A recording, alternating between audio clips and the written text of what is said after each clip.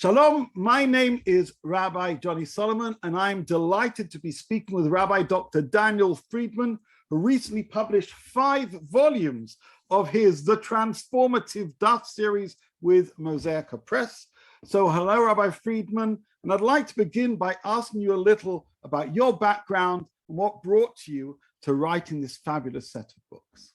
Well, Shalom Aleichem, Rabbi Johnny Solomon. What an honor and pleasure to be on your program. Yeah, I have to tell you, Rev Johnny, you are prolific. To see your writings all over the web, on Daf Yomi, on Jewish topics, and now to be on your program in conversation with you is really heartwarming. But I have to tell you, I think we have this soul connection. There's more to it than meets the eye than just our initial. This is the first time we're meeting, but really, there's a lot going on here. I know both of us born in England.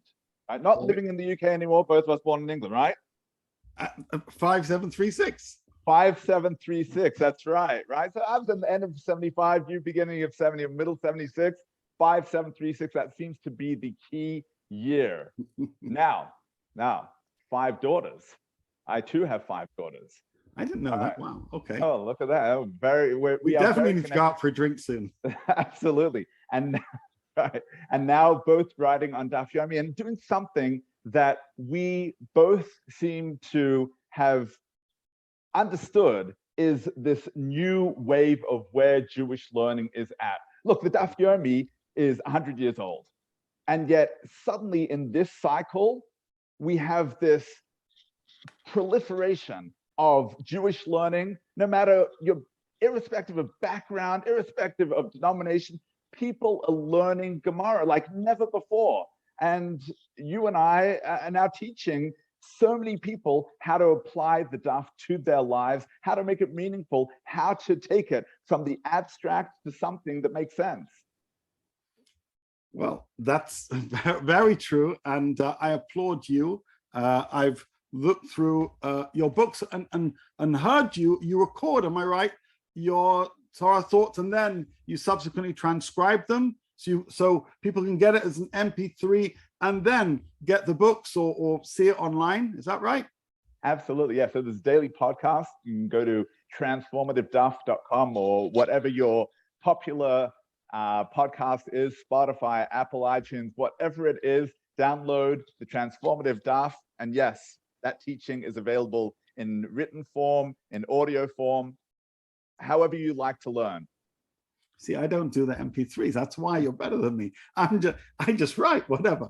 But, you do these YouTubes. These YouTubes are awesome. These YouTubes are nice, thank God. So as you said, yeah, I too also strive to write a daily thought on Daf Yomi, which means I'm acutely aware of the challenges faced by those who open a Daf and sometimes see kind of a cryptic page dealing with details and laws which seem hard to apply to the modern world. And so I'd like to ask you, how do you approach that process of finding meaning and relevance in every daf of the Talmud? So here's the thing. I believe that every letter, every word, every line is meaningful to our lives. The only thing is we just haven't figured it out. And the more we really delve into it, the more we will be able to connect with it. Mm-hmm. And so I said to myself a number of years ago, I've been doing Daf Yomi for 25 years. Right, and it's your 4th cycle, right? Right, 4th cycle. Unbelievable. It's always been, my style that I just wanted, to know more and more in the Gemara. I know that many yeshivas, probably most yeshivas, really delve into, sometimes they can spend weeks on one page of the Talmud, and yet the Daf Yomi takes a page every day. That was always the way that my approach to learning. And thank God I had very gracious Rosh Yeshiva who understood my own personal style. But it got to a point where I said, okay, so you have all of this, what we would call today information. Mm-hmm. Not necessarily knowledge, it's information, but now what? What's it doing for your spiritual life, for your ritual life, your observant life? How's it really connecting you to God? Torah. Torah is God's wisdom. That's fabulous. But now what? How's it going to make you a better person?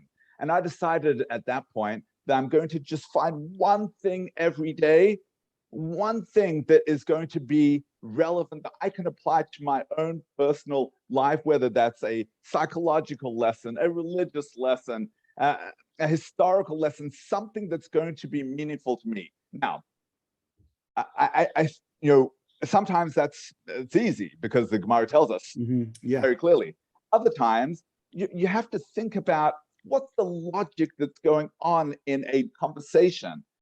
Sometimes the Gemara will give an example that seems so arcane, so abstract, and you think, I mean, why would that be the solution to the Gemara's discussion? It's just out there, and that can't be unless you think, well, wait, if that's the solution, then the Gemara wants to tell me something about that particular case. I mean, I love the example of the fella. It comes up a couple of, at various points in the Gemara, where the fella who doesn't make it back on time to give the get to his wife, and he's standing there, he's just missed the ferry.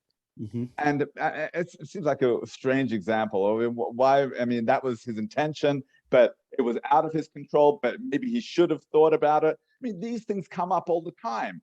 Do we think about unintended consequences? Do we have a plan A, plan B? But we don't think in those terms. But I think that's what our sages are trying to get across to us. They use the halachic framework, but want to be able to teach us how to lead our lives.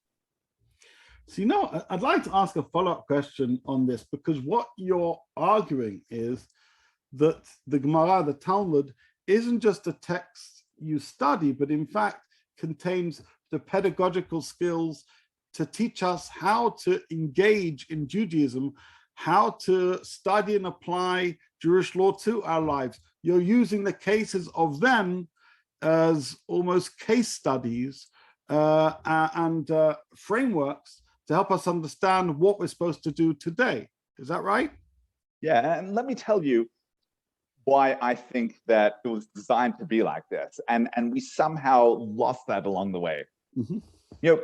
We get it today in the 21st century that the Bible, the Tanakh, is not just a book of stories, it's our guide to life. Torah means hara'ah, it's a lesson.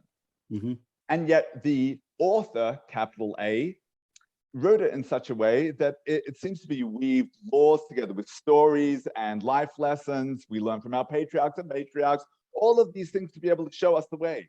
You look into the Gemara, same style, back and forth between legalistic arguments and minutiae into stories that seem a little strange, exaggerated, hyperbolic. And yet at the end of the day, this is our guide to life. Then what happens is in the Middle Ages, we have rabbis of great saintly memory, who I'm not in any way diminishing from, because this was, of the utmost importance. What they did was to look through the Gemara and say, okay, bottom line, so what do we do? What do we do as Jews? What's the halacha? Bottom line, here's how we lay it out. This is what we do. But there was something that was lost there. And so we had this bifurcation between law and what we would call Medrash Agada, Agadata, stories, the inspirational material, whereas it used to always be between the Tanakh and the Gemara intertwined. And so I believe that that's the approach that we should be taking. I mean, ask anybody how to give a good TED talk, how to give a good sermon, a good drasha, right? You want to be able to weave between stories and a message and law. All of these things need to work together to be able to impart your message in a way that's going to be not only understood, but imbibed and internalized. And that's what I try to bring out in our classic text that I believe was always there and always the intention. Wow, it's really, really an interesting way to revitalize our connection with Gemara and to remind us of those dual ingredients of halacha and agada. And perhaps what some of the people listening or watching this conversation may not realize is, some people may think, there are all those Jewish books of all those commentaries. We must already understand those debates of the past. What, of course, is the amazing thing is, every time we open the Gemara and every time we encounter these debates, we see them anew reflecting the challenges of our time, because somehow they contain kernels and lessons which can be extrapolated and applied two different circumstances in their own unique way. So they are not just rules and stories about then, but they are rules and stories containing wisdom for us today. Wow. Now, I'd like us to actually dwell on a couple of pieces that you've recorded and you've written. Today, we will Masayem, not just the last page of Masechet Chagiga, not just the whole of Masechet Chagiga, but of course the whole of Seder Moed. And I'd like to ask you about something you wrote on the final page on Chaf Zayin of Masechet Chagiga.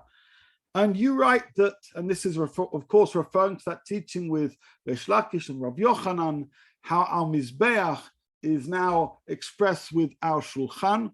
And you say, while there are materially needy people, there are also spiritually and psychologically needy people. Of course, what they were saying there is that our Shulchan provides to the needy through the mitzvah of Hachnasat Orchim.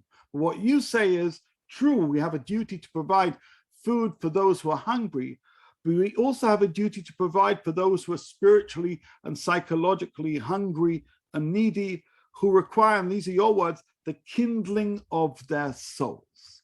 So can you tell me what you mean by people who need a kindling of their souls, and how does the work that you're doing through these Torah ideas play into that? And also, what do you think we, as perhaps people who aren't writing a commentary on the Talmud, what can we do to help kindle the souls of those who are spiritually and psychologically needy?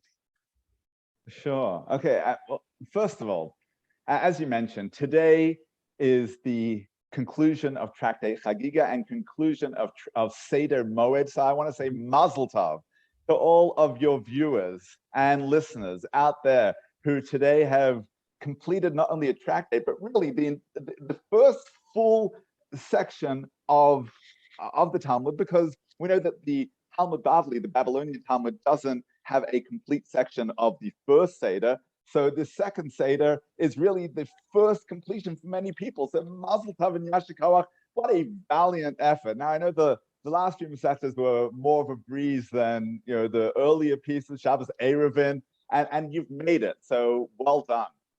So at the end of Chagiga, we have this comparison between the holy altar in the temple of Yor, and we have our dining tables. And that's derived from a verse in Yecheskel, Ezekiel, that says, these are the measurements of the holy altar. And he said to me, Zeh hashulchan asher lifnei Hashem, this is the table that is before God.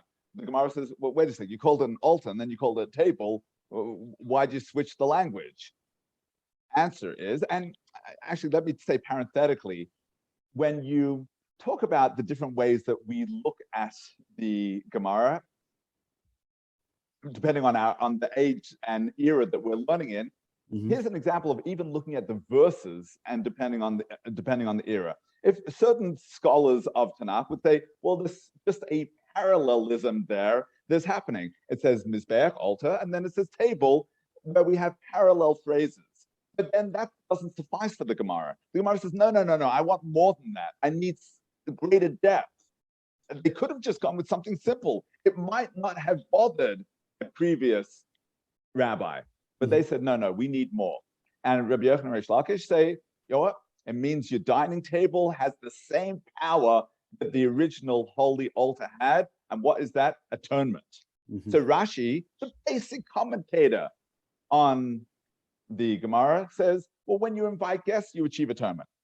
Now, there are different interpretations of the Gemara. Like you say, different stages, different eras, different rabbis understanding the message differently. So the Radziner Rebbe, Reb Gershon Henach of Radzin, he actually takes it differently. He says, when you eat your meal, you could simply eat, drink, and be merry, or you could and take the energy from that sustenance and be able to serve God with greater strength and vitality. When you do that, then you've atoned using the food on your table, you've achieved atonement to be able to transform that into holy energy. Right? But really, that's kind of two steps removed, because you have to eat, then you have to think about your food, then you have to do something for God, and somehow retroactively your table became a place of atonement. Rashi's solution is much quicker and more immediate. Rashi says, invite guests. Invite guests, and automatically your table becomes like the altar.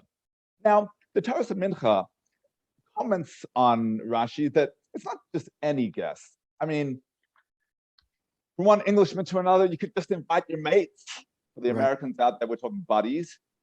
And your pals, and just have them around the table and think, oh, I'm doing the mitzvah of Hachnasas Orchim, inviting guests.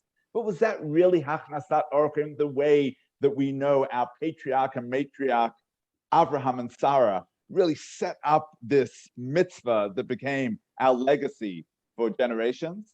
They had this tent with openings on all sides so that they could invite wayfarers that they didn't know, people who were, like you said, needy, who needed their services. And what did they do? They actually embody both of these aspects, both the physical/material aspect and the spiritual aspect. These people were hungry. They gave them food to eat and drink. At the end of the meal, what they say to them? Well, they offered to pay if they could. And they said, no, don't pay. Thank God. That's all we want from you. Right? So our job as people who have bought into this Talmud, this tradition, is to bring people into our sphere. And what better way to bring people into our inner circle than by breaking bread with them and be able to nourish them, and nourish them both physically, but also spiritually. How do we make our tables into places of real atonement? By elevating the level of conversation at our table, by bringing the Torah to our table. We spoke about this great thirst out there right now for Torah learning, for traditional learning. How many of our fellow Jews now recognize that the Talmud is Morasha Kilat Yaakov? It's the inheritance of the entire congregation of Jacob, not just some elite yeshiva bachrim sitting in the four walls of Meir Sha'arim, Panovich somewhere. No, this is for everybody. And if you have the wherewithal to provide the proverbial table to nourish souls, to quench the thirst of souls, then that's the atonement that we achieve today. So, firstly, thank you so much for explaining that. You haven't quite spoken to this idea of spiritual hunger and psychological hunger. But what I hear you saying is, we often divide between the spiritual and the physical, right? We say the implication from Rashi is, come, I'll give you food. But what really Rashi is saying is, whenever we gave food, we gave more than food, right? Says Pirkei Avot, it's as if they're actually eating from an illegal altar, right? So in order to transform your table into being a legitimate mizbeach, it needs Torah, it needs a fusion of spirituality with physicality.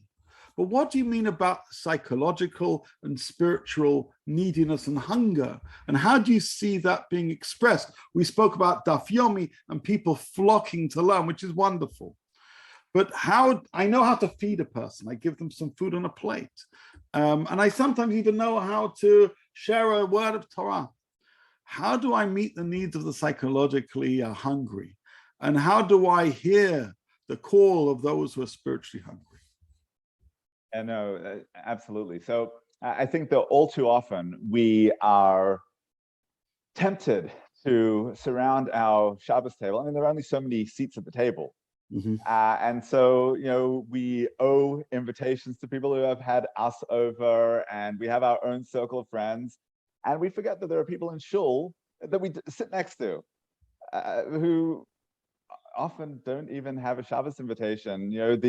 The young man or woman who didn't get married at the age of 18, 19, it might be 28, 29 or beyond, who could do with a Shabbos invitation. The who don't have great contact with their adult children and grandchildren. You think that they're taken care of. I mean, they're self-sufficient. No, there's more in terms of the emotional bond and the emotional servicing that one can give in a way that makes creates a texture at our Shabbos table that is something where we've made that sacrifice, because ultimately that's what the altar is about. It's about sacrifice. Now, it's a bit of a misnomer. Here we are at the beginning of the book of Vayikra, where we deal with sacrifice.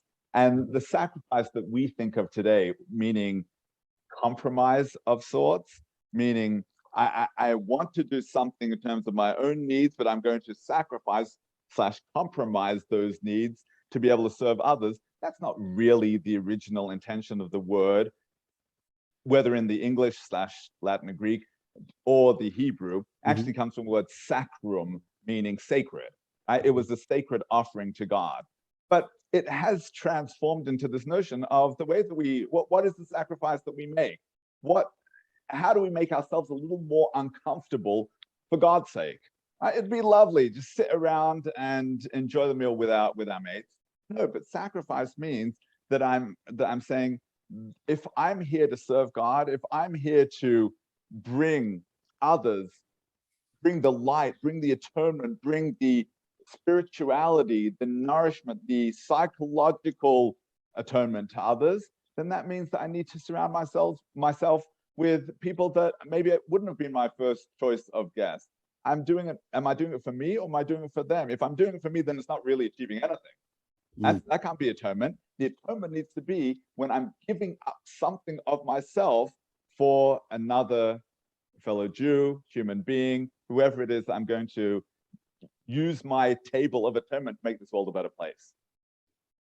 I think it's such an important message of understanding sacrifice as being the gestures we do to fulfill the will of God, even if it doesn't quite fit with the closest or most comfortable of choices, or the easiest of decisions, or friends that we wish to invite.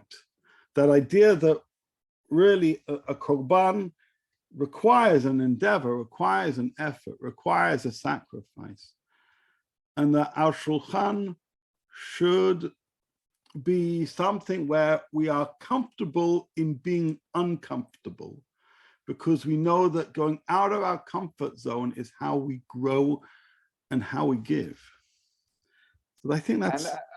I should add parenthetically as well, in terms of going out of one's comfort zone, also yasher koach to you for making Aliyah, being there, being part of the history of our Jewish nation as it unfolds. Previously, just to give another connector, you were head of Judaic Studies at Hasmonean Girls High School, which is where my own daughters went to high school. Lovely school in London, England. It's a lovely school. It's a school that I attended myself, not the girls' school, but Hasmonean. And most of the time you weren't at the girls' school, but we won't talk about that. Correct. No, I wasn't. I think that idea of what we're prepared to lose in order to grow is something which is essential to consider. We're coming up to Purim, and we forget that the reason why there were Jews in Shushan is that those are the people who didn't make the sacrifice to go back to the land of Israel to rebuild the second temple. And that itself, of course, leads us to ask, how much should one be prepared to offer up on the altar of kiyum mitzvot or growth? And we know that halakha doesn't require people to be kind of kamikaze Jews. You don't need to give up on everything. And of course, I totally recognize the importance of leaders being where they are, and teachers being where they are, and communities where they currently are justified in absolute ways. Nevertheless, we do need that nudge. And I think the way in which you explain this Gemara is to give us that nudge. And I think that's a great example. Here we have a Gemara telling us a sweet moral teaching, that our table is like the altar, You're saying, okay, so what do you do with that? Right. And Exactly. basically you're writing in this case, almost, I call myself a spiritual coach. You're coaching your reader to apply the text to their life and consider what that means in terms of how to apply it in the choices they make. You're doing what the Ramban Nachmanides writes in his letter to his son. He says, before you get up from your learning, ask yourself how you can put into practice what you've learned. And that's what your commentary does. Now, I mentioned Purim, and I thought, since I have both Transformative Daf on Chagiga, but also on Masechet Megillah, and for those who want to find some beautiful Divrei Torah on Masechet Megillah, I highly recommend it.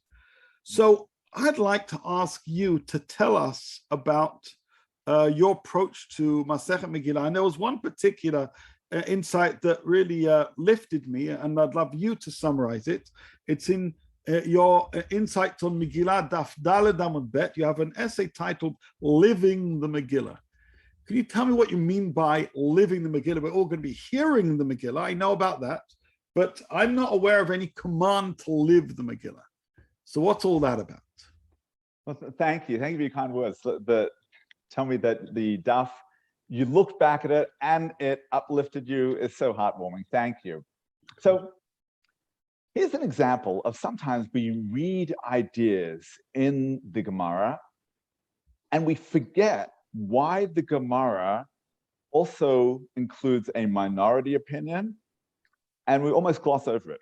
If I were to ask the average Jew why Purim can never fall on Shabbos, what would they tell me? We know the answer. Why? The same reason that we don't blow shofar on Rosh Hashanah, the same reason that we don't shake lulav and etrog. I mean, essentially, I would say because you might come to carry the Megillah on Shabbos. Everybody knows that. We have an Erev. Okay, so we have this tradition because in ancient times, or many cities don't have an Erev, and so therefore we don't do Purim on Shabbos, and our calendar is actually set up in such a way that Purim doesn't fall on Shabbos, and that way all is set. The province of but that's not the whole story. There's actually a second opinion in the Gemara. Second opinion in the Gemara is because we can't give matanot le'evyonim. One of the mitzvahs of Purim is gifts to the poor, charity. And if Purim would fall on Shabbos, we couldn't give matanot le'evyonim, therefore we can't have Purim on Shabbos. Okay. That probably, for most people, the reason that answer didn't really take hold is, it's because, okay, big deal. So give it Matzah Shabbos. After Shabbos, the lineup, you'll give the charity. I mean, the poor people know that money is muktzah on Shabbos. We can't handle money, so they'll wait till after Shabbos. What's the big deal? I think what the message is, and this is where we come to living the Megillah, is really the matanot le'evyonim, the gifts to the poor, had nothing to do with the Purim story. It really didn't. I mean, where does that even enter the conversation? Why is that written into the Megillah? So Mordechai and Esther, like you and me, Rav Johnny, said, okay, we have a wave that's happening here. How are we going to make this practical, meaningful, and something that is going to encompass every single Jewish person? We need to make sure that nobody is left out of this great miracle and this great moment. Now, there are going to be some people that can't afford Purim costumes for their kids. That won't be able to afford an extra bottle of whiskey for the Purim meal, right? So they're not going to be able to feel part of it. They won't even want to go to shul to hear the Megillah because it just doesn't speak to them. Great miracle, but what did it do for me? Here I am, poor in Poland, and it doesn't do anything for me. So we come along, Mordechai, and has to say, no, there has to be a connection. When we read the Megillah, it has to automatically lead us to want to give charity. So we're going to build it in. Megillah equals, you're not fulfilled Purim yet until you give that charity. That's part of the Megillah. When you read the Megillah, you have to be so inspired that you get up and say, I want to be able to involve everybody, engage everybody get everybody excited about this, and be able to take my learning now and make it practical so that it's not something that just happened way back when. You can't do that on Shabbos because Shabbos you can't give charity. So if we can't do that, then we're going to have to make sure the Purim can't fall on Shabbos. We're going to have Purim on a day that we can achieve what we're setting out to achieve. And if that's the model that Mordechai and Esther taught us about Purim, that should really be the way we think about all mitzvahs. And that's really where the transformative daf comes into it. How can we learn Gemara and then walk away the same? I'm the same person. I'm the same person before I learned and after I learned.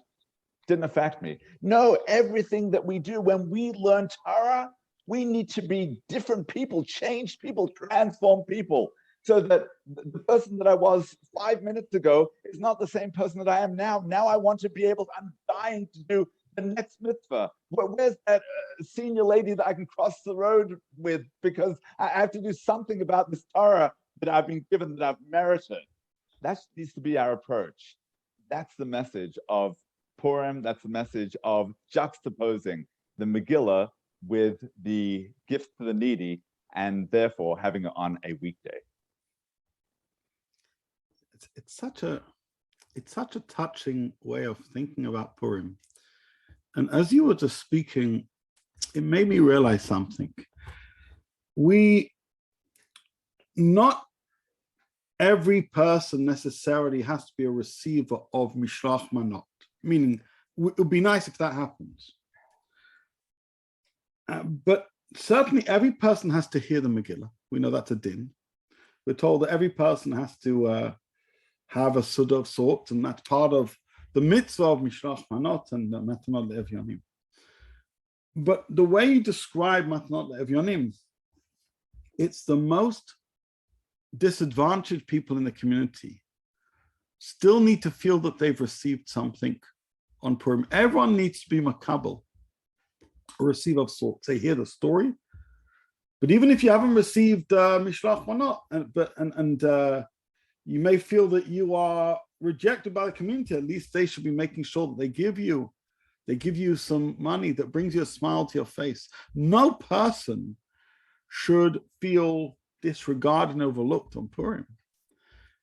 They should feel that, just as in the story of Anafochu, transform the fate of them, that in their lives, especially if you're an ani, or someone who's poor, the possibility exists for your life to be transformed as well. And so we read the story of, I use the word transformative, and your book name called the Transformative Daf. We read the story of Purim and how the tables turned. And what we try and do on Purim is turn the tables. We try and help people out of distress. We try and assist people who may feel lonely. We try and make sure that even those who feel they have nothing have something, for them to say, I'm not ignored. I think that's beautiful. So really, I will tell you, actually, yeah, thank you. My favorite piece in Tractate Megillah is my teaching on the Chayev Adam Levasumi, that a person, I saw that one too, yeah. On Purim, to the extent that you don't know, that you don't know the difference between cursed is Haman and blessed is Mordechai.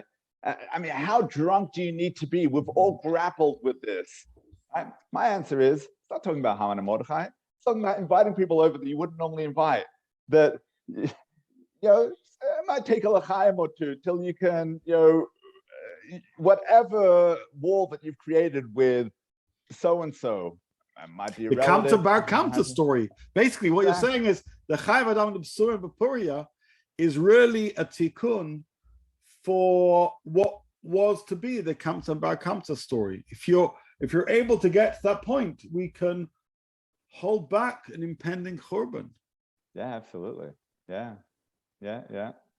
And sometimes, I mean, we're not teetotalers in Judaism. We believe that sometimes we can do with a little assistance to be able to break down those barriers in moderation. And that's why we have certain times of the year, like Purim in particular, that give us that little bit to be able to break down the barriers and do what we need to do. You know, the word of psume, I wrote a share about this some years ago, which I often reshare because I think it has some wisdom in it. The psume, on the same daf in the Gemara, we talk about it as referring to the dessert, the sweets that you have at the end of a meal. And how the Gemara basically says there, you always find enough room for dessert, right? And on that same daf, it says, which really means a person has got to sweeten what's going on Purim. But with that in mind, and using your example, oftentimes, imagine I'm told that some friends I didn't know could be coming to my Suda might be coming. I'll say, well, there's enough room for them.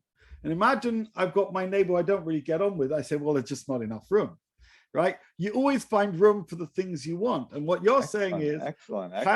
Sume is about almost messing with our heads to make it clear that always make room for whoever comes. That's fabulous. Yashikoach, love it. Well, it kind of similarly reflects this idea, the teaching of the Arizal, that when an ani or a poor person asks you for money on Purim, you don't ask questions. You don't interrogate who that person is. Maybe the rest of you do, and you need to be a little bit more prudent. But we don't need to start figuring out who is this person and why they're asking. There's a certain blind giving that happens on Purim in terms of money. But your point, both in your teachings on Megillah Daf Dalet and there, also in terms of the Gemara and Chayv Adam Basumes, which is Daf Vav, is that we should do the same, not just in terms of money, but in terms of Achnasas Orachim. And going back to what we said about Chagiga, well, then that's real atonement. When we don't draw distinctions between who's coming to our table, then God doesn't draw distinctions about the kind of baggage we have with us at that table, right? So it's all interesting stuff. All interesting stuff. Megillah, it has, was it 32 dapim, am I right? Unless I'm wrong.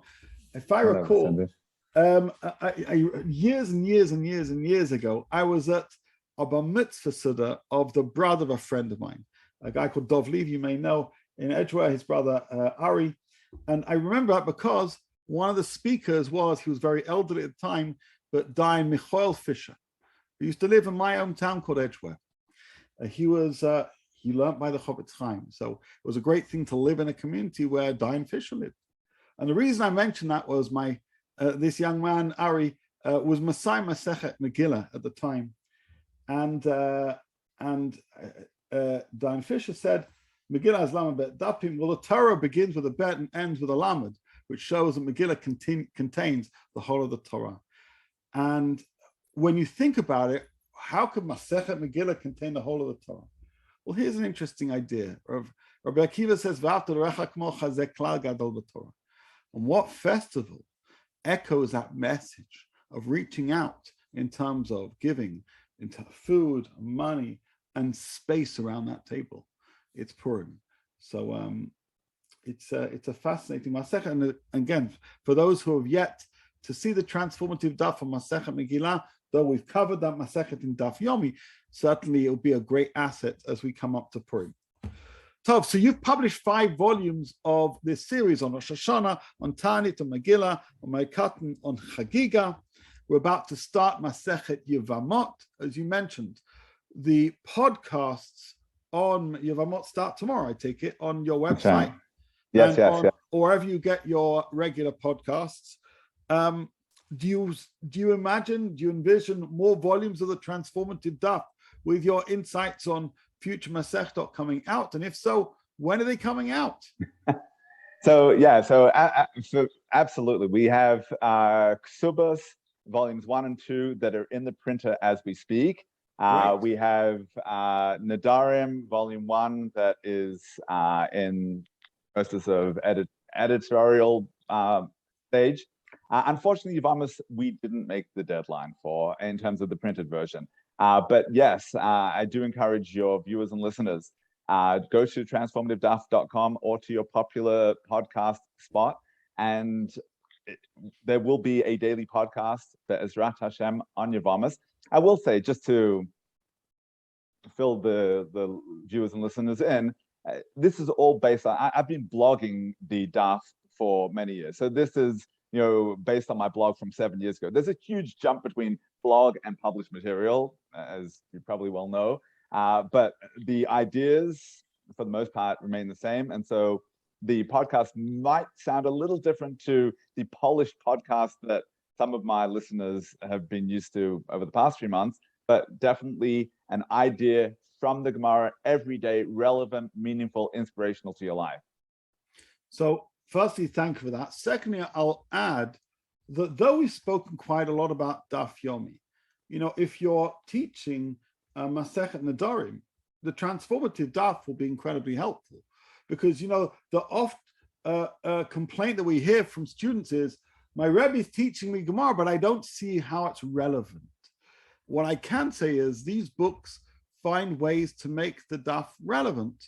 And so if you're teaching in whichever kind of setting and nothing to do with Daf Yomi, and you're asking yourself, how do I make sure that Masechet Rosh Hashanah, speaks to learners? For sure, there are some stories and some teachings that do, which some are a little bit harder. Well, you've got a master class in this work. That's point number one. Sorry. No, I was just going to say, thank you, Rav Johnny. I want to, just that little snippet, I want to send out to all the Jewish bookstores around the world who are now telling the publisher, we're past the use by date. We don't need to sell this anymore because the Daf Yomi is past, and send it back to us in 7 years' time. I think you're absolutely right. These are not books that have an expiration date. And people are learning Masechet Rosh Hashanah all the time. People are learning Masechet Megillah all the time. It just so happens that I'm trying to ride the wave of Daf Yomi, and it's something that speaks to me. But yes, absolutely, these lessons are timeless and timely for anyone who is learning that particular Masechta. And I'll add one more thing, and it's something which I strive to do, and I know that you strive to do. There's often a presumption that wherever you are in terms of your religious practice, religious outlook, ideology, that you will likely only quote the kind of commentaries that reflect your worldview. I personally think that's ridiculous. And I learn Torah from whomever I can. As Rambam says, accept wisdom from wherever you get it, which may well be that I read from a sefer from somebody who I know I don't see eye to eye on a range of things, but it's Torah. And my task is to make sense of that. And through my writing, I get to introduce my readers to books and authors that perhaps may not be so familiar to them. And I know you do the same, which is great. It means that on any given page, I could come across a well-known, halachic scholar or a quite famous, ethicist, while at the same time, a Hasidic rabbi that maybe I haven't heard of, or a Talmudist whose teachings aren't so prevalent. I like how through what you do, you introduce readers to scholars who have given us the gift of wisdom and insight. And so that's why the Transformative Daf isn't just nice insight on Daf Yomi. They are masterclasses about how on any given Daf we can find meaning and relevance, how we can draw wisdom from a whole range of thinkers, and how even the most oblique of texts can be applied to teach us something which is concrete to our lives. And if you read the Transformative Daf, and I say that carefully, not learn, even if you just read it, you'll pick up skills about how we do what we do, which is we try and hear in those ancient words and teachings meaning and messages for today. So I want to say thank you for you doing that. Any other things just before we wrap up? I want to say Yasher Koach to you, because I know how much time and effort you put in each day to teaching Torah to people, to bringing Torah to all of our brothers and sisters. And I wish you only hatzlacha, only good success and bracha, blessing in all of your teaching and all of your spiritual endeavors. And thank you so much for having me on your show today. My pleasure. And the best response I can give is a Talmudic response. I'll say, V'chein lamar, right? V'chein lamar, for those who are unfamiliar And basically it means, and so to you, sir. So be well, bracha v'atzlacha. Amen.